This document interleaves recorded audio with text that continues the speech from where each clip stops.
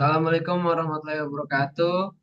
Kami dari kelompok 2 dari kelas IT 4703 ingin menjelaskan tugas tugas satu yang sudah kami buat.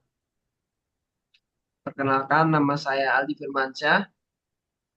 Iya. Perkenalkan, nama saya Muhammad Zafwan Jalil Rifki dengan NIM 103 032 300 138.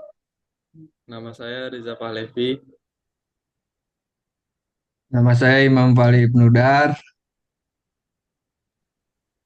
Oke, kita langsung ke soalnya.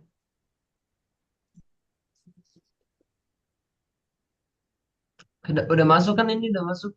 Udah. Udah.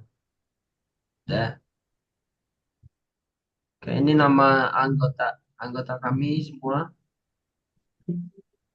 Oke, di sini yang pertama di nomor satu adalah apa manfaat mempelajari hardware komputer adalah. Nah, di sini jawabannya adalah B dan E. Yang pertama ini agar dapat memilih komputer sesuai dengan kebutuhan. Jadi dengan kita mempelajari hardware ini, kita dapat memilih nih spek komputer apa yang sedang kita butuhkan. Nah, yang kedua yaitu agar hard disk menjadi komponen utama komputer. Oke, di nomor duanya, di sini kita memasangkan antara komponen komputer dengan manfaat-manfaatnya. Yang pertama itu dia yang A ini prosesor atau CPU. Ini manfaatnya adalah sebagai tempat pemrosesan utama.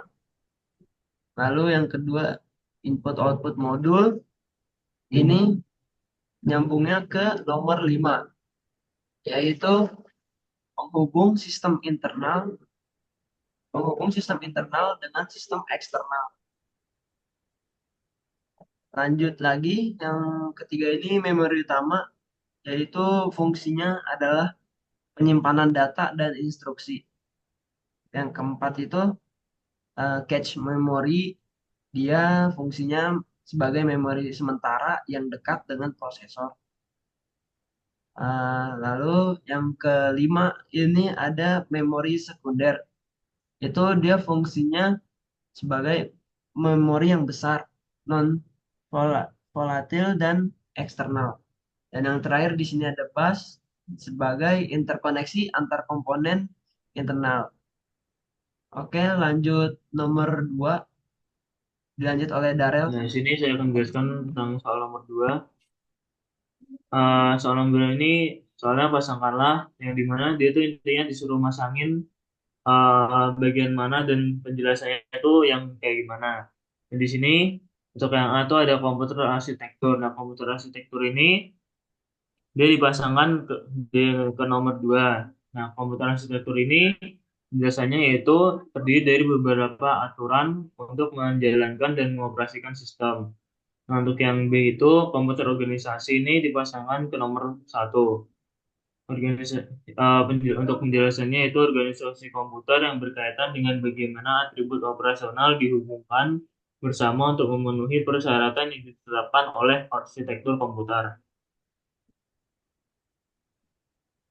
Nah, untuk yang nomor 2 ini, yang soal nomor 2 itu yang selanjutnya yang tidak termasuk komponen utama, itu yang mana aja. Nah, ini yang tidak termasuk komponen utama itu yang disilang ya, yaitu yang C, modul input output, CPU, dan interconnecting system. Nah, untuk yang nomor 3, sebutkan contoh operasi komputer yang dapat dipresentasikan oleh gambar. Nah, ini di sini tuh ada storage, control, sama processing. Nah, ini contohnya itu biasanya di jalan untuk menjalankan bilangan yang dilakukan atau dijumlahkan oleh komputer itu sendiri. Penjelasannya itu dia tuh dia tuh mengambil bilangan dari RAM dari storage-nya tersebut, kemudian dikontrol itu dijumlahkan oleh CPU. Nah, kemudian setelah dikontrol itu dia akan disimpan kembali ke dalam RAM. Next.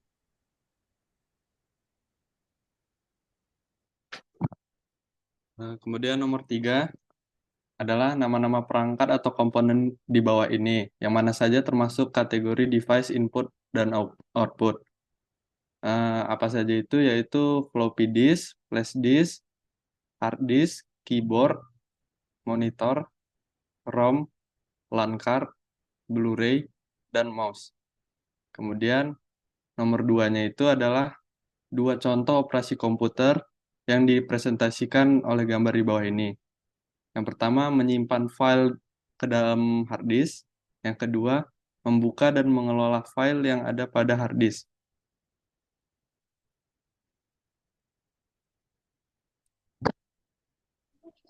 Selanjutnya soal nomor 4, jelaskan arti atau maksud grafik di bawah ini. Grafik ini adalah Moore. Hukum Moore menyatakan bahwa jumlah transistor dalam sebuah chip bertambah 2 kali lipat setiap 18 bulan. Harga bit memori turun secara eksponensial. Selanjutnya nomor 2, cocokkan komponen di sebelah kiri dengan fungsinya di sebelah kanan. Yang pertama ada CPU. Fungsinya yaitu memproses data. Yang kedua, magnetic disk. Fungsinya menyimpan data. Yang ketiga ada write. Fungsinya menyimpan data. Yang keempat, memori optik. Fungsinya menyimpan data. Yang kelima ada RAM. Fungsinya menyimpan data. Yang keenam ada ROM. Fungsinya menyimpan data. Ketujuh ada cache memory. Fungsinya menyimpan data. Yang kedelapan ada I/O. Fungsinya memindahkan data. Yang terakhir ada bus, fungsinya untuk memindahkan data.